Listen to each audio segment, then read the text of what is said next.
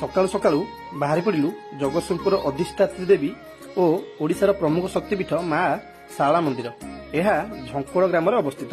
इतिहास कहे जितेबले परशुराम शांति साधना धरा को आसिले से सबुदिन प्राची नदी को गाधोवा जाती।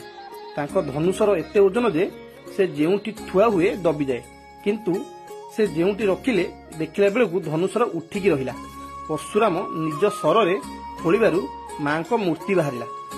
सर मुନରେ माँ बाहर माँ को नाम शारला, सरलायत शारला। प्राचीन मंदिर बड़ शारला ग्राम थिला। शारला हेले त्रिगुणमयी, महाकाली, महालक्ष्मी, महासरस्वती। आदिकवि शारदास जन्म एठी। तांको पूर्व नाम सिद्धेश्वर परिड़ा। पाठ पढ़ी नथिले मध्य से एठारे माँ को आशीर्वाद ओडिया महाभारत लिखिथिले।